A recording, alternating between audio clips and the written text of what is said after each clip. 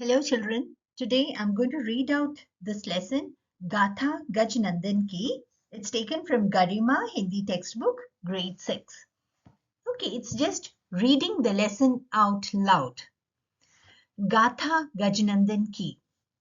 आप जानते ही हैं, किसी की शारीरिक बनावट का उपहास करना अनुचित होता है। मोटापा कई मामलों में घातक है, तो कई मामलों में सहायक भी होता है। दूसरों पर तो कोई भी हंस देता है, सबसे कठिन होता है स्वयं पर हंसना। अपनी कमजोरियां स्वयं स्वीकार कर लेने से कई बार अटपटी स्थिति में घिरने से बचा जा सकता है। पाठ प्रवेश। यह पाठ हमारा परिचय एक ऐसे किशोर से करवाता है जिसने अपनी कमजोरियों पर विजय पा ली है, जिसने अपनी कमियों को ही अपनी खूबियों में बदल लिया है, जो अपनी वास्तविकता को कुछ इस तरह स्वीकार करता है कि औरों के उपहास की जगह उनकी प्रेरणा का स्रोत बन जाता है। यह कहानी तब की है जब गजनंदन लाल 16 वर्ष के थे। यथा नाम तथा गुण, यानी गोल मटोल हाथी के बच्चे थे। नाउ दिस इज गजनंदन लाल। छोटी छोटी आंखें, बड़े बड़े कान, मोटे मोटे हाथ पैर, चलते वैसे ही झूम झूम कर, बातें भी वैसी ही बुद्धिमानी की करते और स्वभाव से इतने हंसमुख कि रोतों को हंसा देते। उन्हें एक दिन पता लगा कि स्कूल के लड़कों की एक टोली गोमुख की सैर करने जा रही है। गोमुख से गंगा जी निकलती हैं, वहां गंगोत्री से भी 21 किलोमीटर आगे है। बस गजनंदन तुरंत प्रिंसिपल के पास हाजिर हो गए। बोले, सर, मैं भी जाऊंगा। प्रिंसिपल बोले, तुम पहाड़ पर चढ़ोगे? तुमसे तो अपना शरीर ही नहीं संभलता। गजनंदन ने मुस्कुराते हुए जवाब दिया, सर, शरीर अपनी फिक्र आप करेगा। हमें तो देखना यह है कि मेरे जाने से लाभ कितने होंगे। प्रिंसिपल अचरज से हंसे, पूछा, क्या क्या लाभ होंगे, बताओ तो जरा। तुम तो 5 आदमियों का राशन डकार जाओगे। गजनंदन ने बिना हिचके जवाब दिया, मुझे सर्दी भी तो कम लगेगी। ठंडी हवा को मेरी हड्डियों तक जाने का रास्ता कहाँ मिलेगा, इसलिए मैं सदा चुस्त रहूंगा। जब मेरे साथी थक जाएंगे, हिम्मत हार बैठेंगे, तब मैं उन्हें हंसा हंसा कर फिर से तरोताजा कर दूंगा। मुझे देखकर उनकी हिम्मत लौट आएगी। मान लीजिए हमें कहीं रस्सा बांधने की जरूरत हुई और वहां चट्टान ना हुई, तो मेरे शरीर से यह काम बेखटके लिया जा सकता है। मैं अपने पैर बर्फ में गाड़ लूंगा। यह सुनना था कि प्रिंसिपल ठहाका मार हंस पड़े। गजनंदन भी खूब हंसे, इतने कि तोंद हिलने लगी। जरा शांति हुई तो बड़ी नम्रता से निवेदन किया, सर, एक लाभ मेरा भी होगा। मेरा वजन कुछ कम हो जाएगा। हाँ हाँ, यह तो हमने सोचा ही नहीं था। प्रिंसिपल बोले, तुम अवश्य जाओ। और इस प्रकार गजनंदन की पहाड़ पर चढ़ने की कहानी शुरू हुई। तैयारी पर तैयारी होने लगी। वह हो चुकी तो मंजिल दर मंजिल रेल, बस, जीप द्वारा यात्रा करते करते 7 लड़के, एक मास्टर जी और 2 सेवक एक दिन सांझ पड़े गंगोत्री में प्रकट हो गए। वहां दूर दूर तक आदमी का पता नहीं था। सब कहीं सन्नाटा छाया था। कहां दिल्ली की गहमा गहमी, कहां यह चुप्पी। तभी एक स्वामी जी वहां आए। वे वहीं रहते थे और वे ही उन्हें गोमुख ले जाने वाले थे। गजनंदन कूद कर चबूतरे पर आ गए। बोले, देखो देखो, यहाँ मेरे कितने साथी पहले से ही मौजूद हैं। साथी विद्यार्थी चकित होकर बोले, तुम्हारे साथी? कहाँ है वे? गजनंदन ने उत्तर दिया, क्यों, ये पहाड़ जो है, बड़ा होकर मैं ऐसे ही तो लगूंगा। काला काला, भारी भरकम, भूधराकार शरीरा। लड़के खूब हंसे, बोले, तुमने अपने भाइयों को बहुत जल्दी पहचान लिया। बात आगे बढ़ती कि मास्टर साहब ने पुकार कर कहा, लड़कों, जल्दी तैयार हो जाओ, हमें स्वामी जी के साथ साथ आगे बढ़ना है, नहीं तो मौसम खराब हो जाएगा।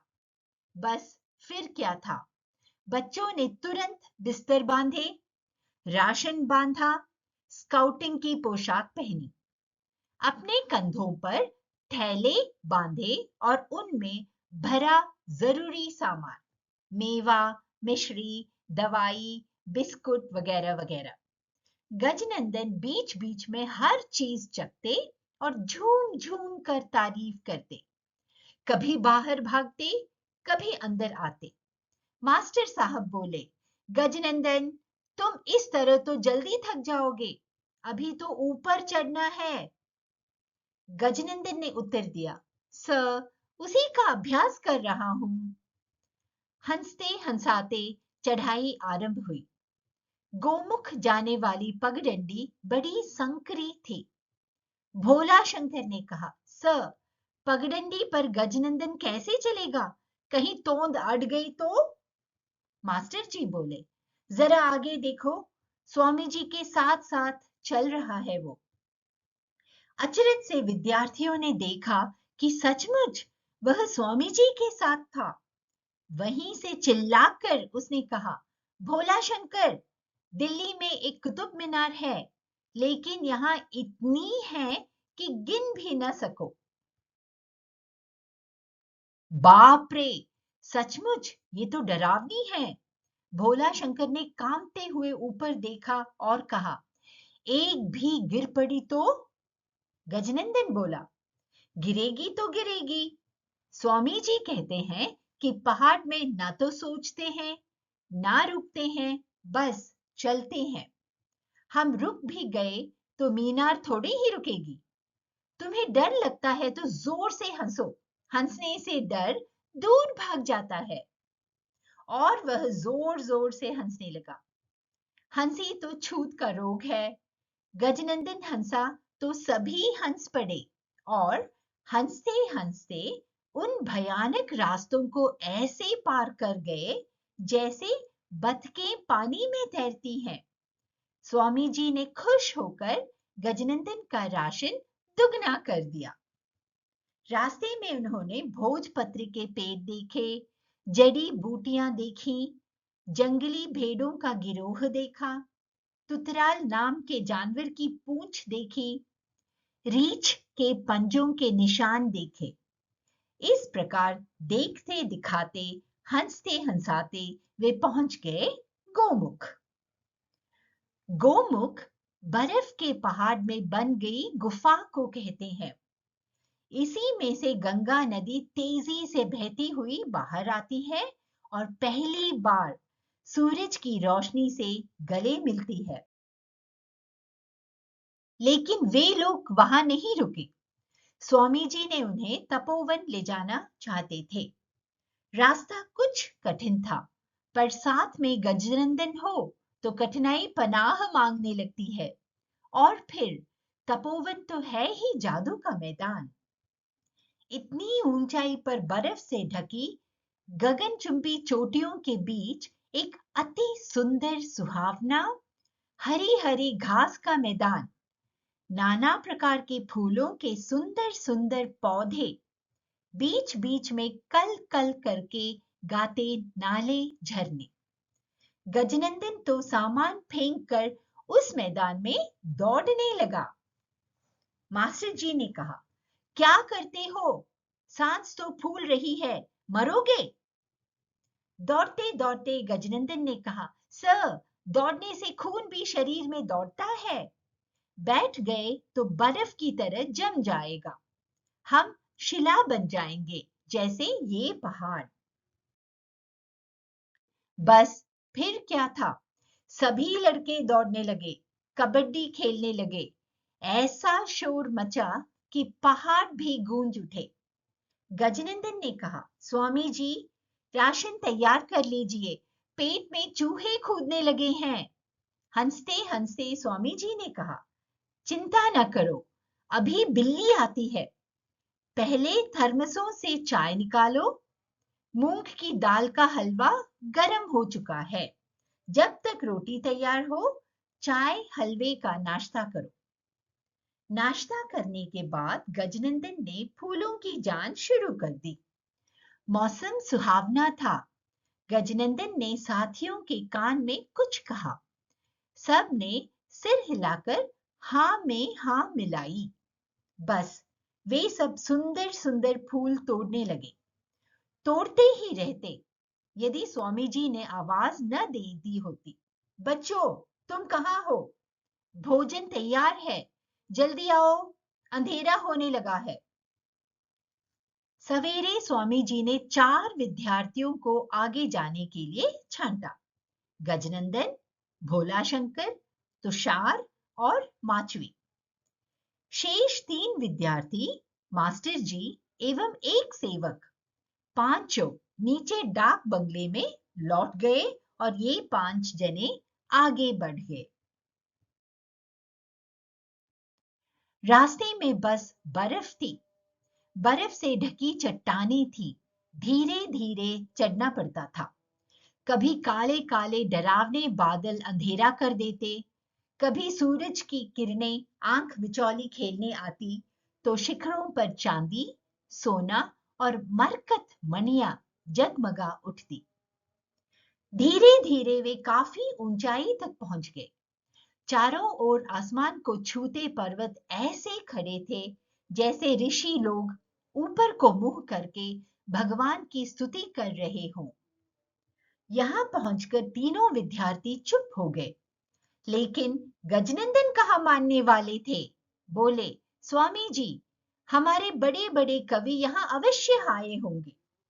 स्वामी जी ने कहा, क्यों, तुम्हें कैसे पता लगा?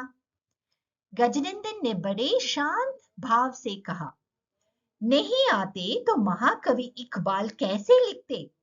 पर्वत वह सबसे ऊंचा, हमसाया आसमां का, वह संतरी हमारा, वह पासबां हमारा। और रविंद्रनाथ कैसे गाते? अंबर चुंबित भाल हिमालय, शुभ्र तुषार किरीटिनी। गजनंदन की ये बातें सबकी थकान दूर कर देती। जब वे सब अपना राष्ट्रध्वज वहां गाड़ रहे थे, वह बराबर सारे जहां से अच्छा हिंदोस्ता हमारा और जन गण मन एवं वंदे मातरम गाता रहा। यहीं से वे लौट पड़े, क्योंकि रात दूर नहीं थी, उतराई थी, उत्साह भी था। लड़के दौड़ने लगे। गजनंदन सबसे आगे था। स्वामी जी ने बहुत समझाया, पर अल्हड़ बच्चों के कान कहाँ होते हैं। सेवक तंबू ठीक करने और आग जलाने आगे चला गया था। रास्ते में एक झील पड़ती थी, पूरी की पूरी बर्फ से ढकी थी। लड़कों ने सोचा, पत्थरों में चलना बड़ा कष्टकर है, क्यों न झील की बर्फ पर होकर चले। पर वे यह नहीं जानते थे कि बीच बीच में बर्फ कच्ची भी होती है। जैसे ही वे बीच में पहुंचे, एकाएक भोला शंकर के पैरों के नीचे की बर्फ फट गई और वह नीचे झील में गड़प। गिरते गिरते वह चीखा। सबने उसे देखा। एक क्षण को तो वे डर के मारे कांप उठे। लेकिन गजनंदन ने तुरंत चिल्लाकर कहा, तुषार, यहाँ चट्टान नहीं है, तुम बर्फ के उस गड्ढे को और गहरा करो। माचवे, तुम लंबे हो, रस्सी को भोला शंकर के पास फेंको। फिर भोला शंकर को डांट कर कहा, रस्सी पकड़, जल्दी कर मूर्ख, नहीं तो जम जाएगा। डरना नहीं, रस्सी मेरी कमर में बंधी है, जो तेरी कमर से 3 गुनी मोटी है। और यह कहते कहते उसने रस्सी का दूसरा छोर अपनी कमर में लपेटा और गड्ढे में कूद गया। तब तक चीख सुनकर स्वामी जी भी वहां पहुंच गए थे। उन्होंने यह सब देखा तो हश हश कर उठे, लेकिन समय कहाँ था। डांटते हुए भोला शंकर को आदेश दिया, रस्सी के सहारे किनारे की ओर बढ़ो। डांटने से भी साहस पैदा होता है, विशेषकर खतरे में। भोला शंकर ठंड के मारे अकड़ रहा था, पर डांट ने उसे गर्मी दी। रस्सी के सहारे सहारे वह किनारे पर आ गया। स्वामी जी ने तुरंत उसे उठा लिया। तब तक गजनंदन भी बाहर आ गया था। जब तक स्वामी जी भोला शंकर के गीले कपड़े उतारे, उसने अपना चमड़े वाला कोट उतारा और कहा, स्वामी जी, यह कोट इसे पहना दो। मैं ठहरा हाथी का बच्चा, मेरी हड्डियों तक पहुंचने की राह ठंड को नहीं मिलेगी। सभी गजनंदन की बात पर हंस पड़े। स्वामी जी ने भोला शंकर को कस्तूरी दी, गरम गरम चाय दी। सब प्रसन्न हो उठे। आगे के चारों ओर बैठकर चाय पीने लगे। भोला शंकर भी अब तक सब कुछ भूल चुका था। तभी तुषार ने कहा, डाक बंगले में मास्टर जी हमारी राह देख रहे होंगे। गजनंदन ने उत्तर दिया, चिंता मत करो, यहां से 5 किलोमीटर ही तो है। मैं अभी देसी टेलीफोन से बात करता हूं। और उनके देखते देखते वह गंगा के किनारे गया। डाक बंगले की ओर मुंह किया और जोर से बोला, मास्टर जी, मैं गजनंदन हाथी का बच्चा गोमुख से बोल रहा हूं। हम आज नहीं आ रहे, कल सवेरे आएंगे। सब ठीक है। एक क्षण बाद उधर से हल्की सी आवाज गूंजी, ठीक है, सुन लिया। उसके बाद वे फिर आगे के चारों ओर आ बैठे। सॉरी चिल्ड्रन, इट्स आग के चारों ओर। जब तक खाना तैयार हो, गजनंदन उनको कहानियां सुनाता रहा, पैरोडी सुनाता रहा, हंसता रहा। उसने यह प्रमाणित कर दिया कि मोटे लोग खुशदिल ही नहीं होते, दिलेर भी होते हैं, दिमाग वाले भी होते हैं।